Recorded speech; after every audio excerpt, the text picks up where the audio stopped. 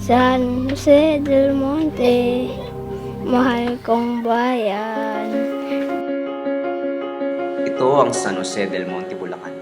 Isang mapayapa, masagana, at mapaunlad na lungsod. Mula sa magubat at masukal na lupain ay binungkal at ipinagyaman ito ng ilang henerasyon na magsasaka. Ang mayamang lupa ng San Jose del Monte ay pinuno ng makukulay at matatabang mga tanim, at dahil sa sipag ng mga magsasaka, ay pati ang matatarik na burol ay napapakinabangan para sa agrikultura. Dito nanggagaling ang mga masustansya at sariwang gulay, prutas at bigas na ibinabagsak ng mga magsasaka sa mga palengke sa Commonwealth at Novaliches. Ang mga ito ay natamasa ng libo-libong mamimiling tagalungsod. Dahil 44 na kilometro lamang ang layo nito sa Maynila at may malawak na mga lupain, nakita ang potensyal nitong maging settlement area para sa mga informal settlers at mga manggagawang nagtatrabaho sa Maynila.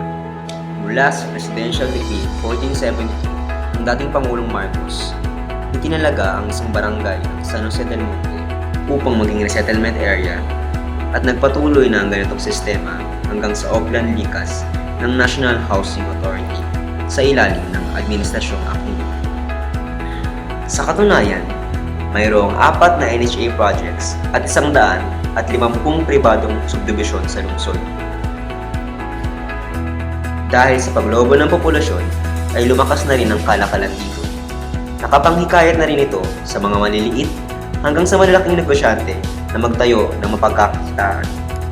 Mula sa mga malaking grocery tulad ng Pure Gold at SM Mall ni Henry C.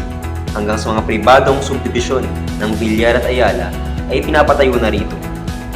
Patunay lamang ito na ang San Jose del Monte, Bulacan ay isang papaunlad na lungsod at tinatawag ngayong New